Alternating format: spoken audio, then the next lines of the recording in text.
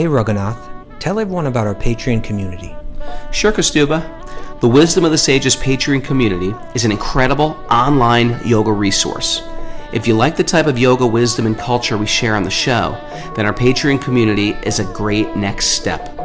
This is a listener-supported podcast, and any level of sponsorship will unlock a wide range of live and archived classes, talks, and even workshops.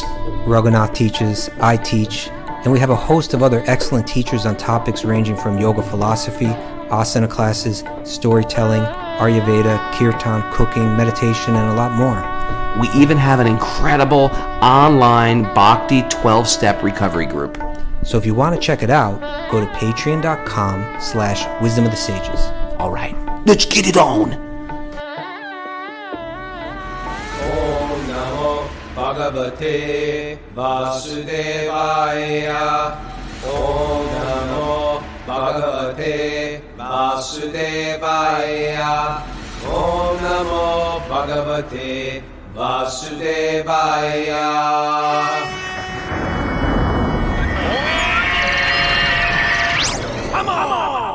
Live from Super Soul Farm, this is Wisdom of the Sages, a daily yoga podcast with your host, Raghunath, and co-host, senior educator at the Bhakti Center in New York, Kaustubha Das. Welcome to the show, everybody. Welcome to Walk on Wednesday. Walk on Wednesday is a day where we bring somebody we think is sort of cool, pick their brain for about 5 or 10 minutes, and then that's how we start the show. But before we introduce our guest, just want to say good morning. Any announcements on our part? There's a big announcement. There's a big one? Yeah. What's a big We one? were just talking about it. You and I were just The talking reincarnation about it. day? That's right, yeah. We got we're going to have a special reincarnation show. Okay. A special reincarnation, especially if, because this is a very common phenomenon with reincarnation, is children under the age of 4. Not every children, but children sometimes are so still connected to their previous life that they say not just anything, not just like, Mom, I'm a bird. I was a bird. But things like, Mom, remember when you were my brother? Or Mom, you died. Or they say something about their own Like, death. remember when you killed me in our last life? Things like that. I'm like here to kill creepy you. things. It's creepy things, especially if you want.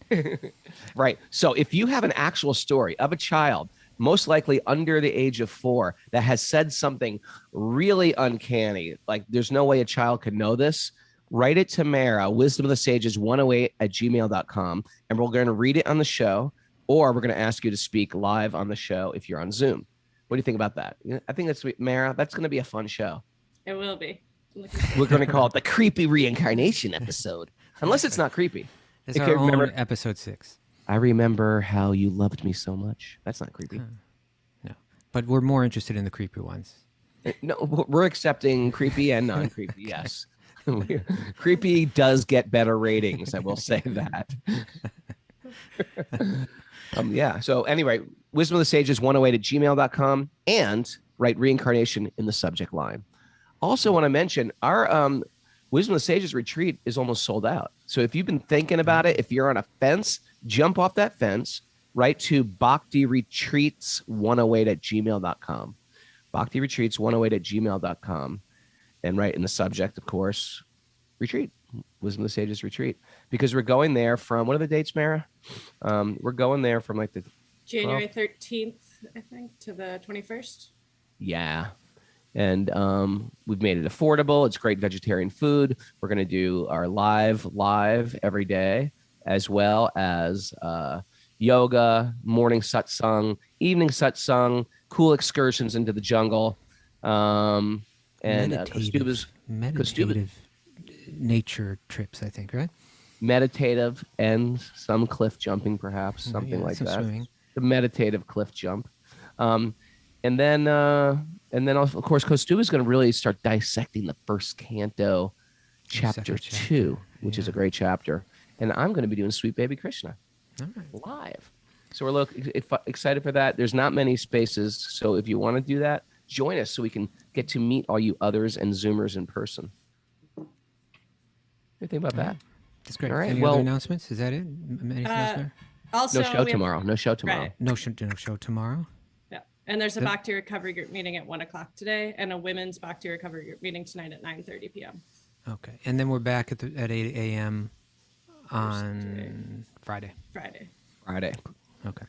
Fantastico.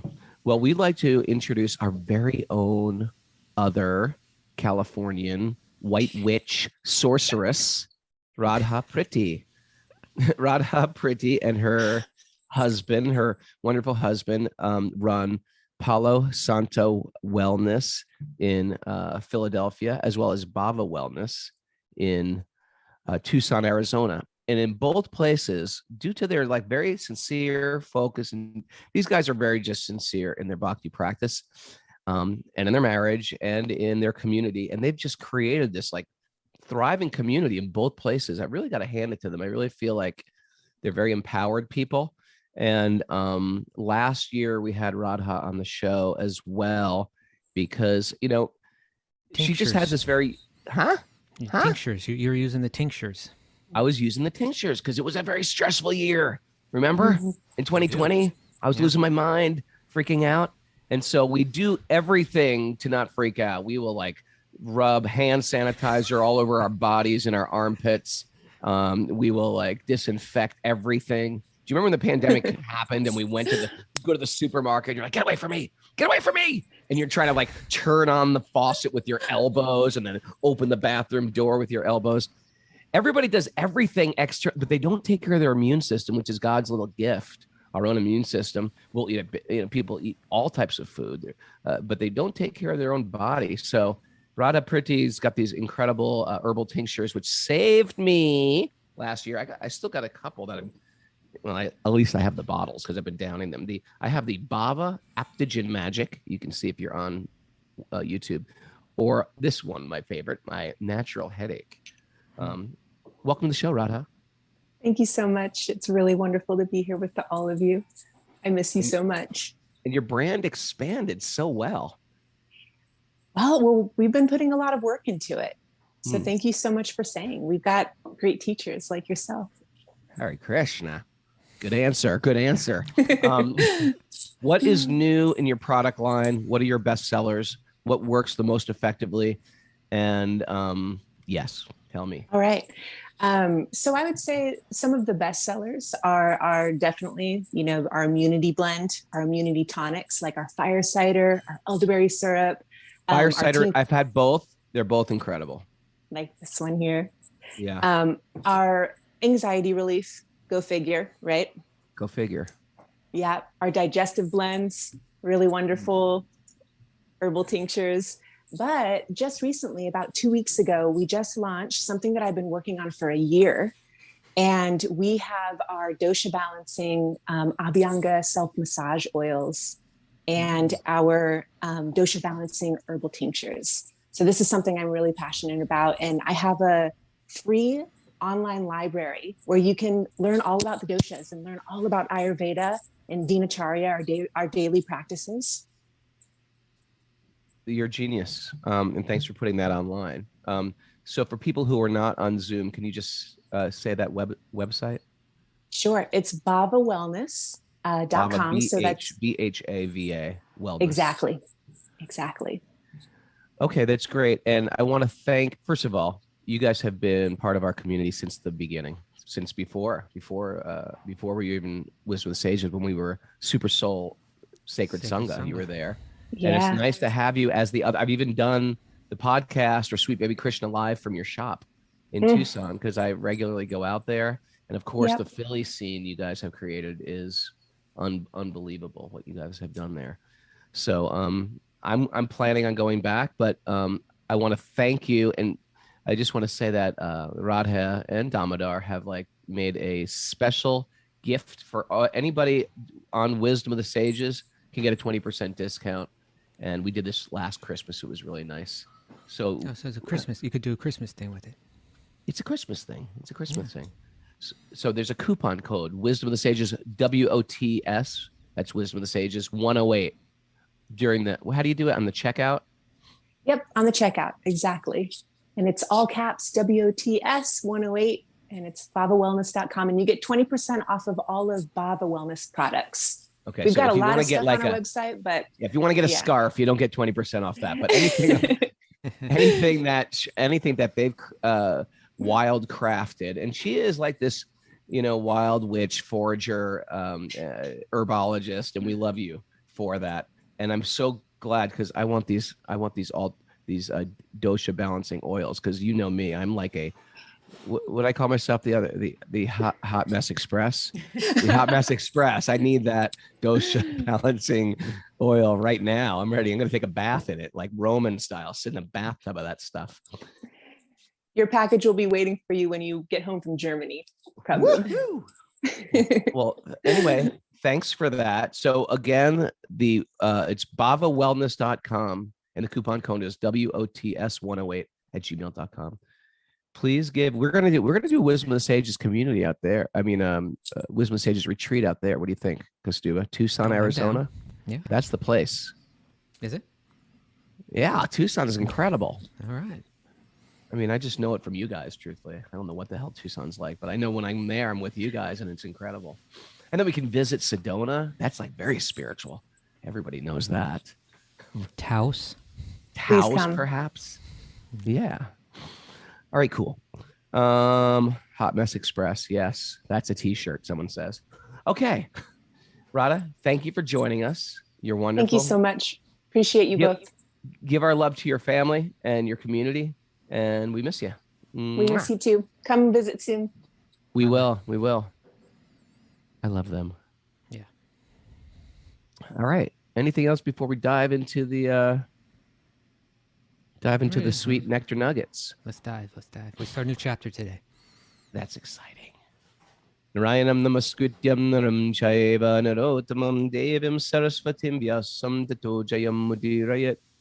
Before reciting the Srimad Bhagavatam, which is our very means of conquest, one should offer respectful obeisances to the Supreme Lord Narayan, unto Narayan Rishi, the supremmost human being, and to Mother Saraswati, the goddess of learning. Nasta Prayesh Srila Vyasadeva, the author, as well. And Srila Vyasadeva, the author, of course. Nasta Prayesh Vabhadreshu Nityam Bhagavat Sevaya Bhagavati Uttama Shloke Bhaktir Bhavati Naishtaki, by regular attendance in classes on the Bhagavatam, and by rendering service to the pure devotee. All that is troublesome to the heart will become eradicated, and loving service to the Supreme Lord, who is praised with transcendental songs, will be established as an irrevocable fact. Om Jnana Tamarandasya Jnananjana Shalakaya Chaksurunmandatam Nena Tasmai Shri Gurave Namaha. I was born in the darkness of ignorance, and my teachers are opening my eyes with the torchlight of knowledge. I offer my obeisances at their lotus feet. Okay, reading from the Srimad Bhagavatam, Mara. Canto 3, Chapter 29, Text number 1. 29. We made it. Explanation of devotional service by Lord Kapila. So there's two things, right? From that invocation, Kaustubha. You need regular attendance in classes in the Bhagavatam and rendering service. So how do you render service? Like, is everybody a pure devotee? By rendering service to the pure devotee. So how do I do that? You're just throwing that out there? Yeah, I'm playing like, not the devil's advocate. I'm just being inquisitive. Well, it can play out in so many different ways. There's so many ways to serve. Well, if someone hears that invocation, say, okay, by regular attendance, I'm attending. I listen to this podcast every day. But how do I render service to a pure devotee? Aren't they all dead? Aren't they all the great saints of Bhakti? How do we render service? Well, when we say pure devotee, that you can mean different things by that. It can mean someone that's generally, I think when people say they may be referring to someone who's like entirely beyond the influence of the modes of nature, whose true devotional nature is fully manifest and fully awakened. And, so that's, we could say that's pure, right? Pure from the influence of the modes of nature. But another thing that's pure is one's intention. Like, I may not be there, but my intention may be set right. I don't want anything in life but pure devotional service. There's a purity in that even, right? Yeah, that's a good point. So a person, maybe they're not sort of in the shower and totally clean, but they're walking into the shower. They got one foot in the shower, they're moving forward. So that idea of that people engaged in bhakti, I want to serve them. Like Mara is not getting a fat salary for her gig here. Mara just wants to render service. She understands the Bhagavatam's happening every day. She wants to render service. She shows up on a regular basis. Sometimes she even cuts out of work early, or not early, but goes in late rather, because she just wants to render service to the devotees or to the Bhagavatam. And that's why really we can't really exist alone in a bubble, because part of devotional service is we want to serve each other. We want the devotees to serve. We want to come render service. I know Rachel, who's incredibly qualified at so many things. She says, you know what? I've got these plans to do something with you guys at Super Soul and stuff like that. But if it doesn't work out, I'm happy just like going to New Vrindavan and just like cleaning up after people. I like to clean the temple room. The desire just to want to render service to the devotees. I know when we go to Tucson, and you'll see this too, Kaustubha, we got to do a Wisdom of Sages retreat in Tucson. Tucson's gorgeous. Go hiking in the desert. They have a nice Krishna restaurant. A Govinda's there as well. Okay. But, when I go there, these guys take such good care of me. They just like to render service. So that's a big part of what we do, is we're training ourselves to be givers instead of takers. And that's why the most sweetest thing you can do in this world is have the association of devotees. It just changes your whole paradigm of people, of what you think of people. Nothing's like that. All righty. Where are we? So we're text number 1. Text number 1. And that's Devahuti. Devahuti inquired, my dear Lord, you have already very scientifically described the symptoms of total material nature and the characteristics of the spirit according to the Sankhya system of philosophy. Now I shall request you to explain the path of bhakti, or devotional service, which is the ultimate end of all philosophical systems. Got any questions about like yoga system ladder, yoga ladder? Right, there it goes. Now you're going to explain the path of devotional service, the ultimate end of all philosophical system. Yeah. How do you understand that? Why is it the ultimate end? The other ones are lacking something? What are you trying to say? This is the day me and Kaustubha play dumb and quiz the other. Have you noticed? That's where we're going with today's show. Why Raghunath is bhakti at the top of the ladder? Isn't that your just subjective opinion from your tradition? Yeah, I keep that answer very simple. Chauvinism, maybe, or isn't patriarchal Raghunath sectarianism? Check it out. I give a very simple answer to that. And the answer is nothing's higher than love. Okay. If you got something higher, I'm open to it. Well, metaphysical bargaining with the gods for stuff, for peace, even for health and healing. Is that higher than pure love of God? No. It's good. Pray for healing. Nice. Pray, accept that there's higher authority to get things. It's better than pure selfishness. Like I just get what I want because I work hard for it. So yeah, but even praying for peace, praying for pure love of God and learning to love all beings, not just your political party. You learn to love. If you got something higher than that, I'll join your club. I'll subscribe to your newsletter. I find that a satisfying answer, and I think like a lot of, to like a lot of people who are relatively new but coming to it newly, they'll say, "Oh, that makes sense to me. I do think love is the highest principle." But if you ask that question, say within the context of Vedanta, if you're asking like Indian philosophers, let's say, right, or people from the yoga tradition, they might say, "Well, is love the highest thing, or is love a human sentiment?" And that are, which is really based on the movements of the material energy, so like we fall in love with someone, we feel comfort in their presence, or we feel some kind of pleasure in the presence of someone, and then emotionally we become attached to them. We call that love. We have sentimental feelings for certain people in certain forms, and not other people in other forms. What you call love, actually, I call illusion. Now, there are Vedantins that come from that approach, right? Well, we've definitely cheapened and watered down and whitewashed the word love, haven't we? Well, that's there, but they're going to say even, the love, the conception that there's a difference between you and me, and then there's this sentiment love, like all that's illusion, because knowledge is actually the highest thing. Like the realization, the understanding that I am spirit, I am everything, I am God. Like that's the highest thing. All right, I'm signed. What's your newsletter? What's your newsletter? I'll sign up for that too. It's called mybody.com. So the answer, the answer to that would be like, this is the way that the Bhakti yogis approach it. They're going to say there is literature, there is Vedic literature that lends itself more easily to that type of interpretation. You know, particularly if you go to the Upanishads or to the commentaries on Vedanta Sutra, they're more easily interpreted that way. But the thing was, Vyasadeva, the author of all the Vedic literature, he was writing in a progression, right? And he was moving forward from first just being a good materialist, being a pious, good. If you're going to be a materialist, be a kind one, be a generous one, be a grateful one, respect the gods and the goddesses, do some ritual to show your gratitude, be kind to one another. You'll reap good karma. You'll live more happily in this world. Like that's the first thing he's laying out. That's the gist of the Vedas, the 4 Vedas, right? And then in the Upanishads, it's more about, look, no, transcend that. You know, there's more to life than enjoying the things of this world. As a matter of fact, this world is a type of trap, and you should, you know, free yourself from the sufferings of this world. And commonly the way that the people will explain it is you merge into a oneness, right? Merge into that oneness and feel divine peace and bliss like that. Not bad. But there's better, Raghunath. There's better. Really, that's only neutral. You see, the Bhakti yogis will say that's neutral. Like when you're in the suffering condition, the neutral condition sounds not bad.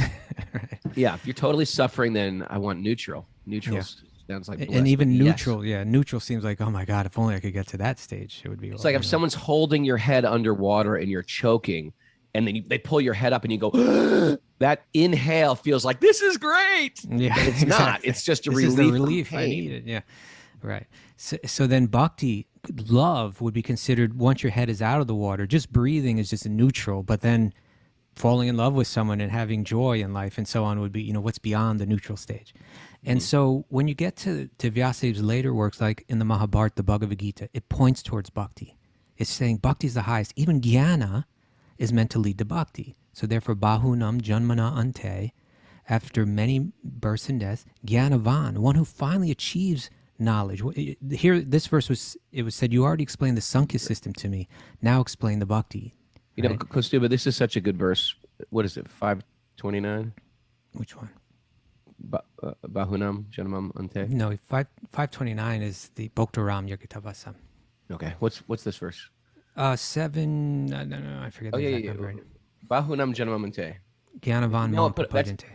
I was about to say, you should all learn this verse. I don't even know where it is. This is the verse you should know. Maybe Karuna can tell us which one verse it is.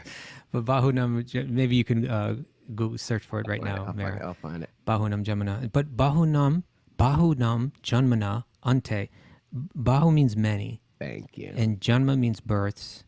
And Ante means after, at the end of. After having taken many births practicing jnana-yoga, someone made jnanavan. Jnanavan means, the jnana means knowledge, and avan is a suffix that means like the possessor of. So one who finally achieves the goal that they possess true knowledge, right? They have the eyes of knowledge. They're seeing things as they are. He says, jnanavan mam prapadyante.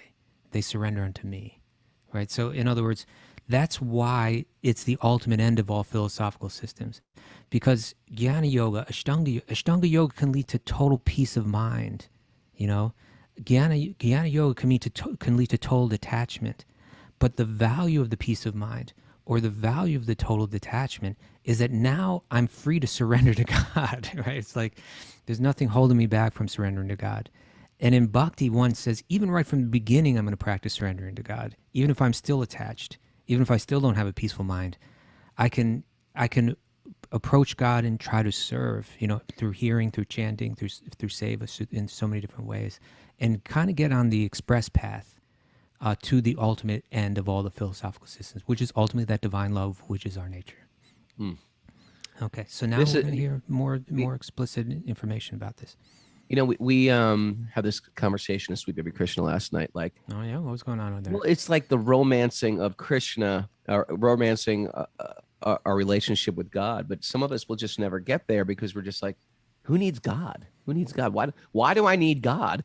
I have everything here. So this whole system of yoga is gradual evolution for the complete, cheesehead like us in the material world, thinking like, this is all mine. Why do I need God? I just have to become a little clever.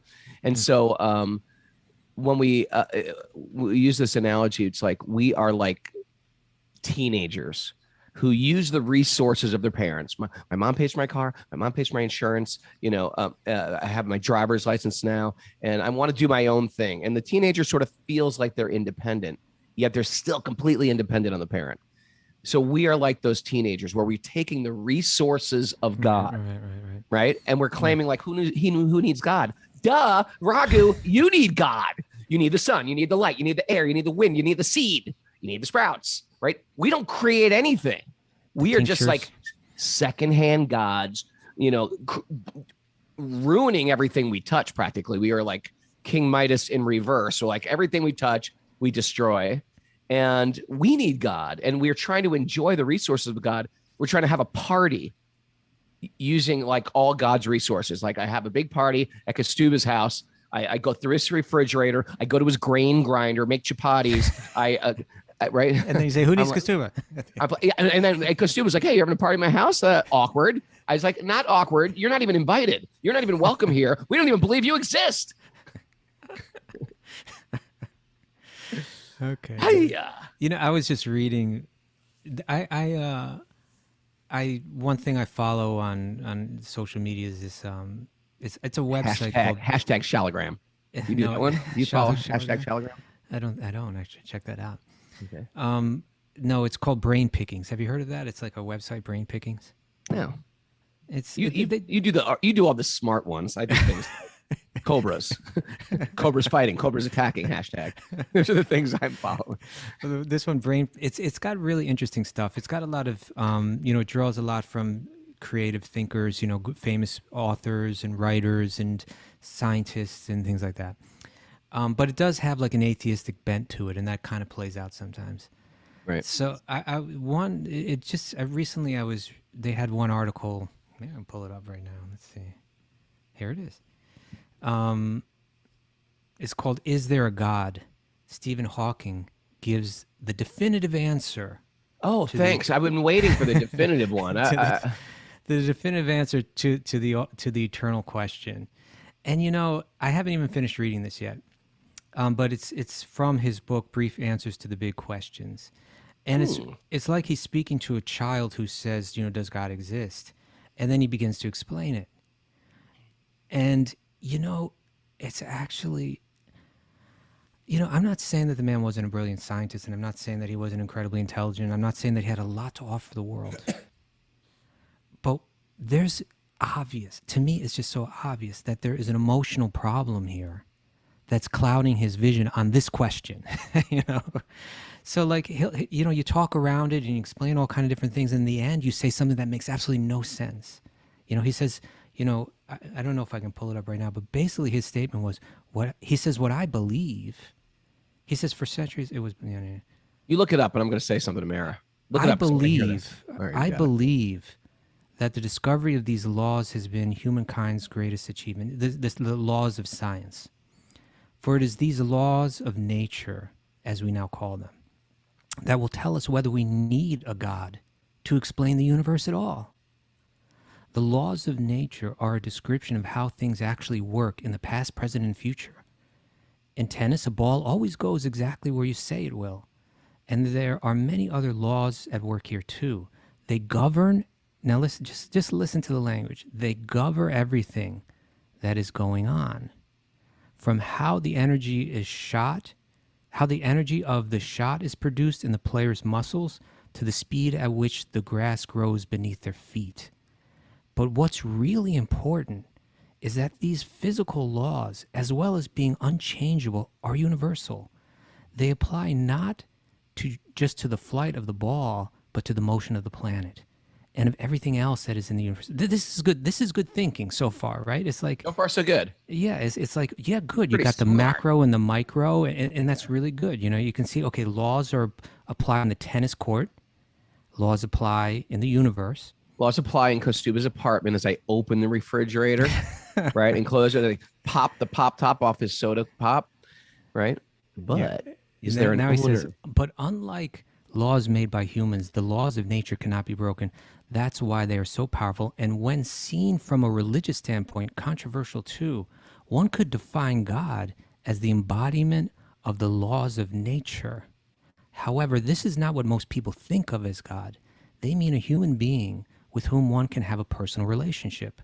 When you look at the vast size of the universe and how insignificant and accidental human life is in it, now that's a big assumption, right? Right, everything's accidental. It seems most implausible. I use the word God in an impersonal sense, like Einstein did, for the laws of nature. Body. For the laws of nature. So knowing the mind of God is knowing the laws of nature. My prediction is that we will know the mind of God by the end of this century. Well, you know what? The end of the century came and passed, and you still don't understand consciousness, right? Like the most fundamental basic thing you can't explain with yourself. Now, there was another quote that I was looking for. Here it is. I think, he says, right? I think. Now, right there, why not just put the word believe in there instead of think? Why not put the word speculate? You just say my faith is, my religion is, right? Right. I think It's a religion. It's their faith. Yeah. It's their He faith says- practice. He says, I think the universe was spontaneously created out of nothing. Oh, so everything came from nothing. Interesting. Well, hold on. I think the universe was spontaneously created out of nothing according to the laws of science. Well, if the laws of science are there, then that's something, right? It's something incredible. It's something that you find fascination in because it's fascinating to study. They're intricate. They're universal. That's the laws of nature are something. I think the universe, I believe my religion, right? This is like, it's a total religious statement. I think the universe was spontaneously created out of nothing according to the laws of nature. Wherever we see It's laws, time to read Shelter lyrics again. You just keep talking. I'm just going to pull up some Shelter lyrics. I was just going to say, when you see laws, it indicates that someone created the laws, right? Laws are created by through intelligence, not out of nothing. So the statement makes no sense. The statement makes no sense. And let's hear you got your lyrics, Raghunath. I'm looking up lyrics. Okay. You see, just like Raghunath's lyrics, they didn't come out of nowhere. Raghunath had to create them. There was an intelligent being behind them that created them. I think Reasonably the universe. Reasonably intelligent. I think the universe was spontaneously created out of nothing, according to the laws of science. All right. Are you ready, sir? Yeah. This is directly Raghunath versus Hawkins here, right? Okay. You're running up to him and he's in his wheelchair and you're getting in his face. Yeah, listen. Well, this is all right. So when you hear these things by the people who are just either atheists or impersonalists or think everything comes from nothing, this is a Vaishnav response written in a punk rock song. Ready? Okay. Security. The name of the song is In Defense of Reality. Security. How secure are we?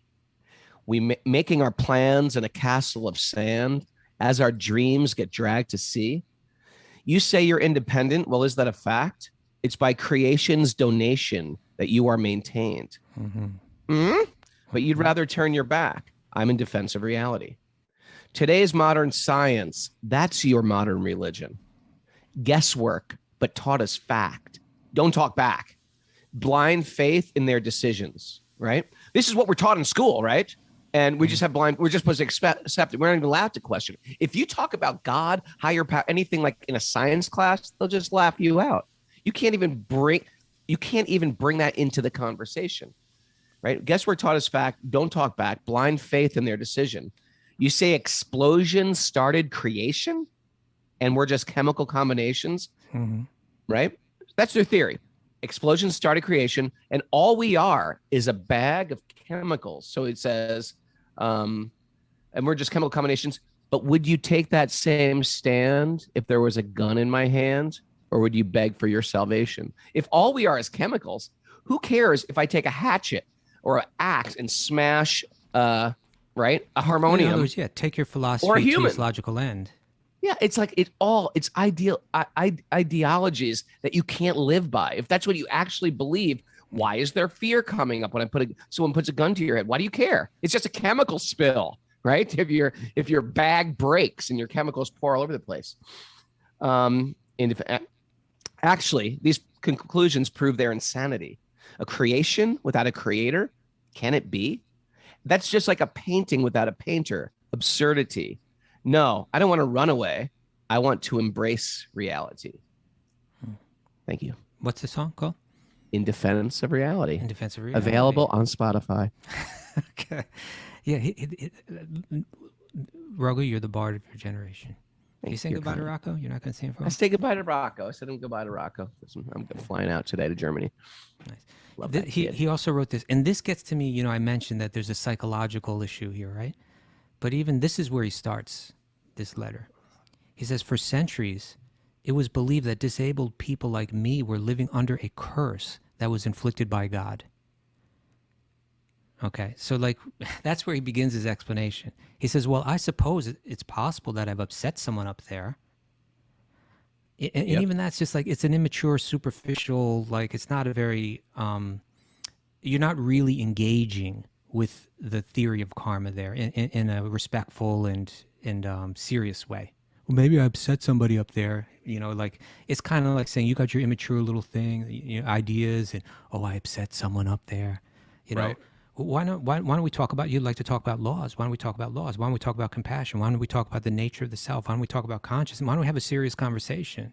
In a world where there is no laws, where everything is random and all we are is made up of chemicals, how can you even define love? How can you define compassion? How can you find ethics?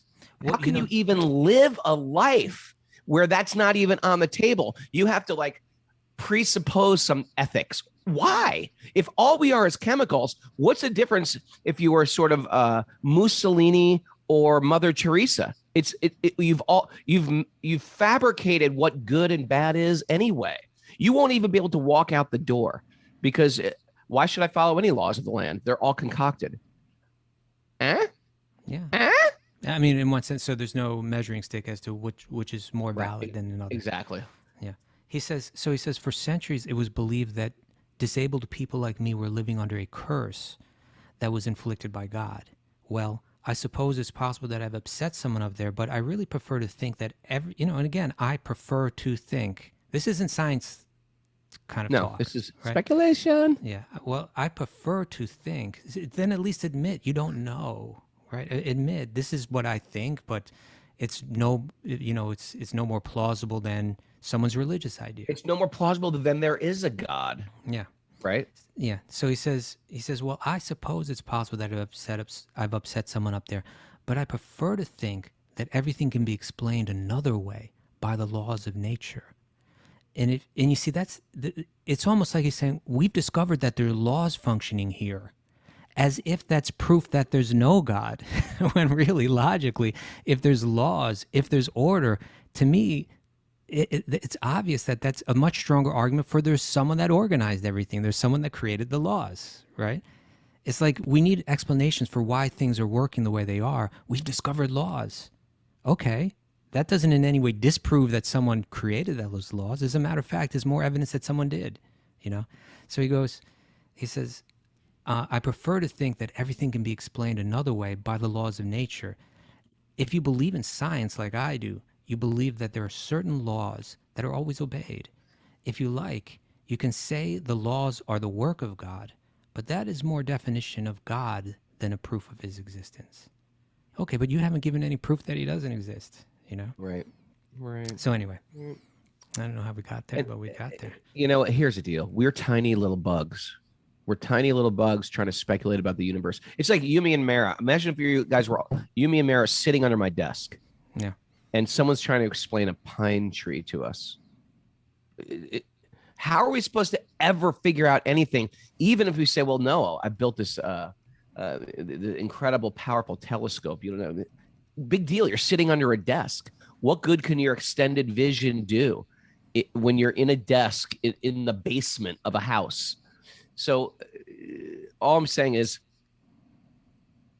to say a God, a personal God, does not exist, that's as arrogant, that's as short-sighted and myopic as saying there definitely is. All we can say is there could be. Here's what these people who lead this incredible lifestyle, this is what they believe. This is what they taught. They have no agenda. They're not trying to like capitalize on me. If all our great saints of our tradition are encouraging us towards renunciation, connection, authenticity, sincerity, pure love, treating everybody with dignity. These are the things I aspire for.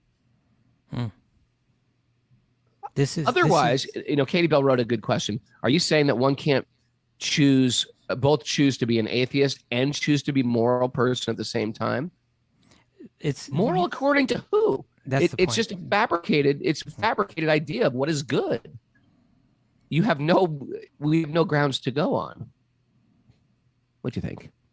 I'm with you. In other words, I'm not saying that you can't be a good person if you're an atheist, but what I'm saying is what you're saying is that there is no standard to judge what is good or bad, what is moral or immoral. Right. I'm a good person. According to who? Yeah. According to who? Yeah. Right. According to who? According to what standard? Well, let's create the standard. You could just say, I had dinner with Al Capone. He was really nice. He bought me dinner. Does that mean he's a good person because he's friendly to me? Well, he also just shot a bunch of people. Does that, right? What is the standard of what is good? What is ethical? Who made that up? Is it some leftover remnants of Christianity, or is it or some other religious system? There is no metric, and that's why these questions are important. That's like the time. Remember, I told you about my friend who was in the Church of Satan. Oh yeah, the Church of Satan. Let's talk about that for a while. Let's talk about your Satan squirrel. Well, it's not a squirrel at all. It's right on point. Squirrel. It's that. So his philosophy, and again, this was a friend of mine when I was a kid, and then I became a monk, and years later I found out that he became the head of the New York chapter of the Church of Satan. Pretty impressive. He really worked his way up. Well, yeah, his parents must have been proud, and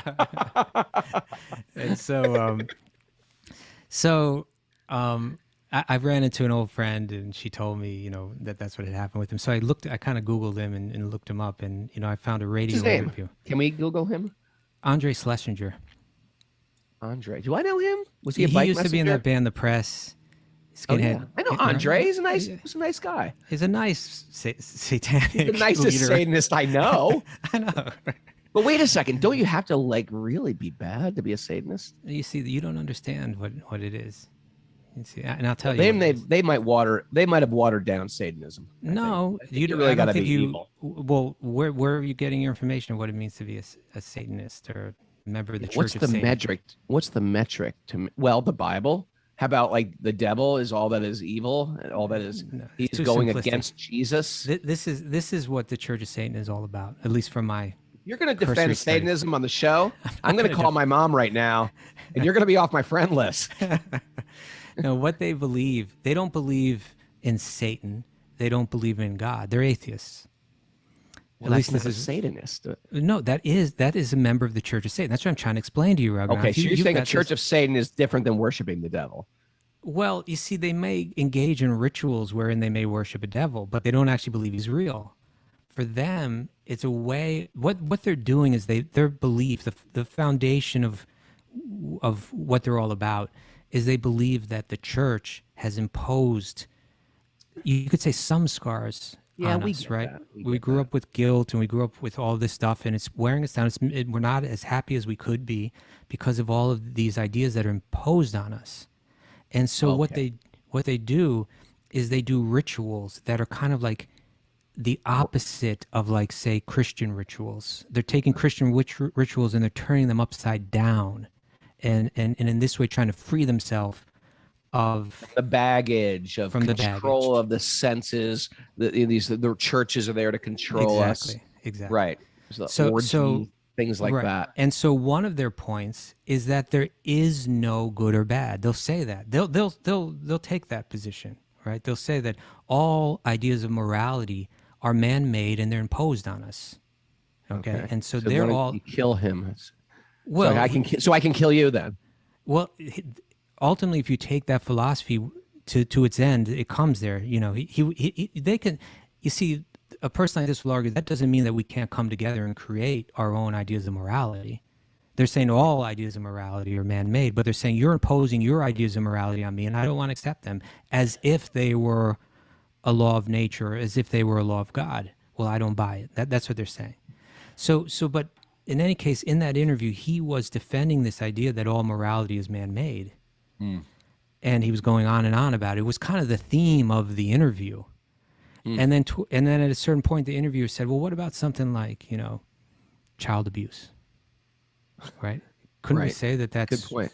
wrong or evil? Human trafficking, we can't say that's wrong. We're not allowed to say that. But at that point, he said, "Well, of course, that's wrong."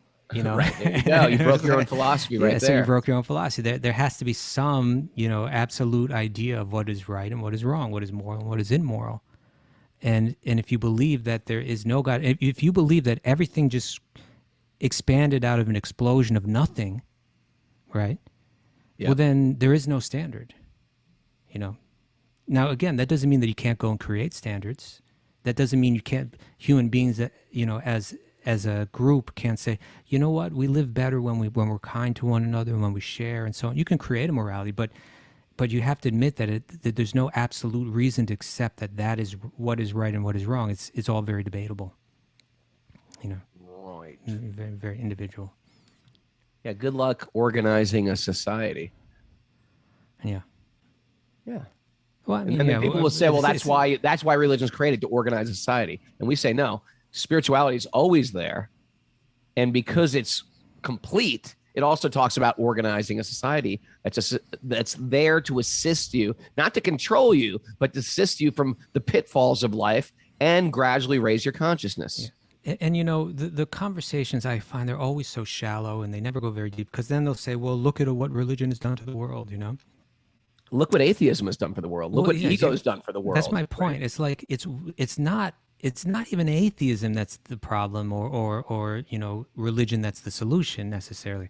But the point is that we all have these lower qualities, you know, based on our own independence, you know, or on our own idea of independence, and our own selfishness and our own fears and so on. So, you know, greed and lust and so on, they're in us, and they make us compete with one another, and they allow us to justify in the name of religion or in the name of whatever else. You know, it could be in the name of, you know, freedom fighting. It could be in the name of, you know, communism. It could be in the name of so many isms. We hurt one another, you know, and we justify it. And so that can be done in the name of religion too. That means, or if you want to call it religion or spirituality, whatever you want to call it, but that means that the truth of that hasn't penetrated deep enough. But it doesn't mean that the theory itself is wrong. You know, in other words, you can take someone that's, say, religious or spiritual and find all kind of faults with them. It doesn't mean that there's something wrong with religion or spirituality. It just means that it hasn't been effective in this person's life to the degree that they're a better person yet. Me likey. What to speak of someone that's not even interested in it, but might still use it, you know, engage in it to exploit others, to gain power, you know? Right. You know, all kind of, you know, politicians will use Christianity, for instance. You know, they'll go in the churches and they'll shake hands with the evangelical preachers and so on. They have they're not religious people themselves, but they're speaking as if they were, because they know it'll get them votes, you know? I get our friend Andre, the head of the Church of Satan's. I get his philosophy. I don't think it's orthodox devil worship.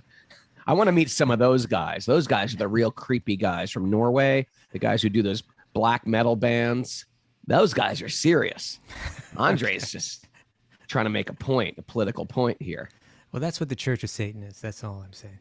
You know, you got to meet the black metal guys from Norway. These guys are in Sweden. That's where it's so cold up there. It's dark. You got to worship the devil to keep warm.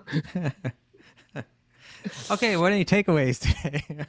I believe in a God, the Father Almighty, creator of heaven and earth. I believe in Jesus Christ, God's only Son, our Lord, who was conceived by the Holy Spirit, born of the Virgin Mary, suffered under Pontius Pilate, was crucified, died, and was buried. He descended. Do you remember any of that?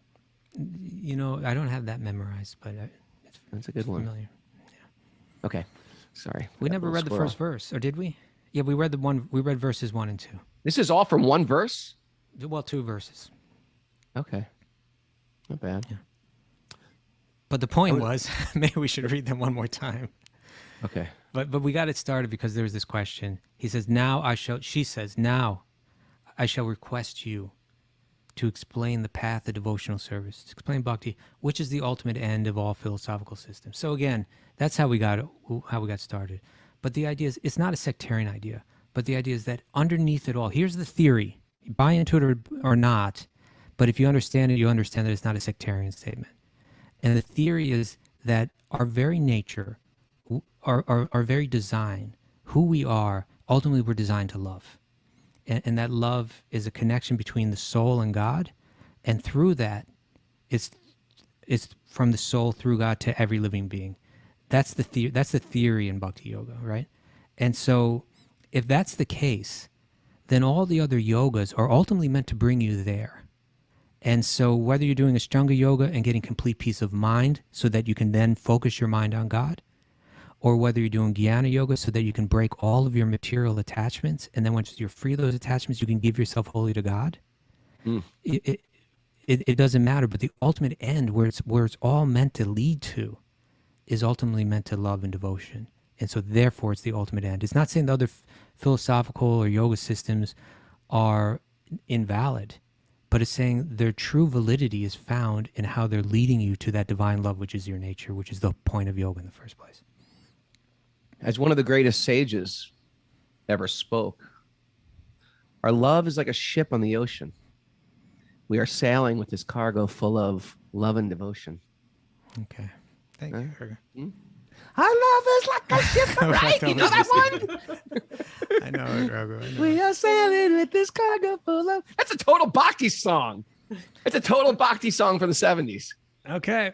All right. What's our takeaway, Mara? What do we got All to right. keep with us? What can we bring with us? I'm about to get on a flight. What can All I right. sing to myself, say repeatedly again to keep me focused?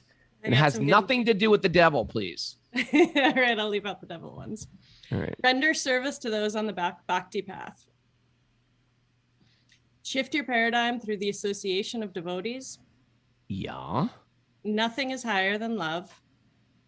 Shift out of the neutral gear of impersonalism. The neutral. Oh, I like that. Did you say that, Kaustubha? Well, Just one of our artistic. That they crafted that themselves. It's Yeah, good. that's Kylie Brown. Kylie Brown, you are a wordsmith. We are in defense of reality.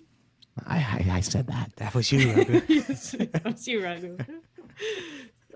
We are designed to love, and love is the highest principle. There you go. That's great. Where's that thing I gotta someone get the wrote music. about the Beatles? The Beatles movie. Did anybody see that yet? I haven't seen it. I think Greg DeGase who wrote that. Shama Sundar is like in the opening section of it. Shama cool. Sundar and Guru Das. It's pretty cool. Wow. Yeah. We got a cool little tribe here, don't we? I'm Yeah, glad we we're don't now- worship. I'm glad we don't worship the devil. I don't like the too. devil. I never liked the devil. I never watched The Exorcist, The Omen. I wasn't allowed to watch it. Glad I never did. All that being said, we want your creepiest children reincarnation stories you've now got. that's different. That's different. We want the creepiest children's reincarnation story you've got. If you have a child that's under 4 years old that has said something bizarre to you about their previous life, we want to hear all about it. Yeah. Woo.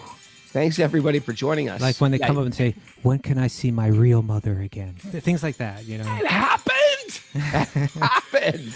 One of my students told me that was the thing the child said. All right, Yeah. so here we go. That you got to write to wisdomofthesages108@gmail.com. Wisdomofthesages108@gmail.com. In the subject, right? Reincarnation or creepy child. We'll accept either one of them. And if you got a question for Q&A day, you can send it to that same email. Just don't write creepy child. Write question. We got a day off tomorrow. Remember bhavawellness.com. These are great Christmas gifts, especially if you're dealing with anything like stress, anxiety, immune system, balancing your doshas, bhavawellness.com, and they'll give us 20% off.